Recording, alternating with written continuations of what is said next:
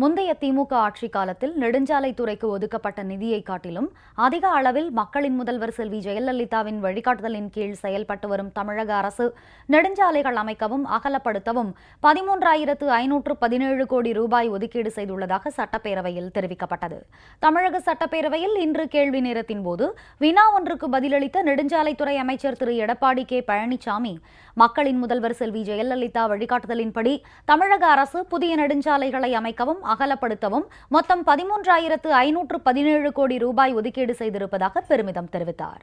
இதயம் புரட்சித் தலைவர் அம்மாவுடைய ஆட்சி மலர்ந்த பிறகு 2011-12ஆம் ஆண்டு 1,900 கோடியும், 2012-13இல் 2,262 கோடியும், 2013-14இல் 3,285 கோடியும், 2014-15இல் 3,160 கோடியும், நடப்பாண்டில் 2015-16ற்கு 2,800 கோடி ஆக 13,517 கோடி ஒதுக்கி தமிழகத்தில் உள்ள சாலைகள் எல்லாம் பழுதான சாலை எல்லாம் சீர் செய்வதற்காக அதிக அளவில் நிதி ஒதுக்கீடு செய்யப்படுகின்றது. எங்கே மாண்பு அம்மாவுடைய ஆட்சியில் தான் கிட்டத்தட்ட 39,246 கிலோமீட்டர் சாலையில் 13,038 கோடி ரூபாயில் சீர் செய்யப்பட்டிருக்கிறது என்பதை இந்த நேரத்தில் சுட்டிக்காட்ட விரும்புகின்றேன். மற்றொரு கேள்விக்கு பதிலளித்த அமைச்சர், தமிழகம் முழுவதிலும் சுங்கச்சாவடிகளில் ஒரே சீரான கட்டணம் வசூலிக்க வேண்டும் என மத்திய அரசுக்கு 2 முறை கடிதம் எழுதியும் எந்த நடவடிக்கையும் எடுக்கப்படவில்லை என்று தெரிவித்தார். மைய அரசின் கட்டுப்பாட்டில் உள்ள சுங்கச்சாவடிகள் இதில் மாநில அரசுக்கு எந்த சம்பந்தமும் கிடையாது.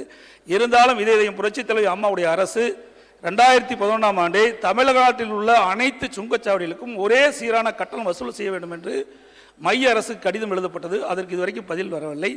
மீண்டும் நினைவூட்டு கடிதம் அரசு செயலாளர் மூலமாக அனுப்பப்பட்டது. அதற்கும் எந்த பதிலும் வரவில்லை. தமிழகம் முழுவதும் வாடகை கட்டடங்களில் இயங்கி வரும் அங்கன்வாடி மையங்களுக்கு மக்களின் முதல்வர் செல்வி ஜெயலலிதா வழிகாட்டுதல்படி சொந்த கட்டடங்கள் கட்ட நடவடிக்கைகள் மேற்கொள்ளப்பட்டு வருவதாக சட்டப்பேரவையில் தெரிவிக்கப்பட்டுள்ளது. மாண்புமிகு மக்களின் முதல்வர் புரட்சித் தலைவி அம்மா அவர்கள் 15,315 அங்கன்வாடி மையங்களுக்கு படிப்படியாக சொந்த கட்டிடம் கட்டித்தர வேண்டும் என்று சொன்னதின் அடிப்படையில் இந்த பறிக்கப்பட்டிலே வேலைகள் தீவிரமாக நடைபெற்று வருகிறது. விரைவில் அது செயல்பாட்டுக்கு வரும். மக்களின் முதல்வர் செல்வி ஜெயலலிதா வழிகாட்டுதல்படி திருக்கோயில்களை புனரமைப்பதற்காக 4 ஆண்டுகளில் 400 கோடி ரூபாய் ஒதுக்கீடு செய்யப்பட்டுள்ளதாகவும் சுமார் 7,000க்கும் மேற்பட்ட கோயில்கள் புனரமைக்கப்பட்டு குடமுழுக்கு நடத்தப்பட்டதாகவும் தெரிவிக்கப்பட்டது. மாண்புமிகு மக்கள் முதல்வர் புரட்சித் தலைவர் அம்மா அவர்கள் 3வது முறையாக முதலமைச்சராக பொறுப்பேற்றவுடன் சிதிலமடைந்த கோயில்களை கண்டறிந்து அந்த கோயில்களுக்கு திருப்பணி செய்து குடமுழுக்கு செய்திட வேண்டும் என ஆணையிட்டார்கள். அதன் அடிப்படையில் கடந்த 4 ஆண்டுகளில் மட்டும் 286 கோடியே 47 லட்சம் மதிப்பீட்டில் 7,192 திருக்கோயில்களுக்கு குடமுழுக்கு கண்டிருக்கிறார்கள்.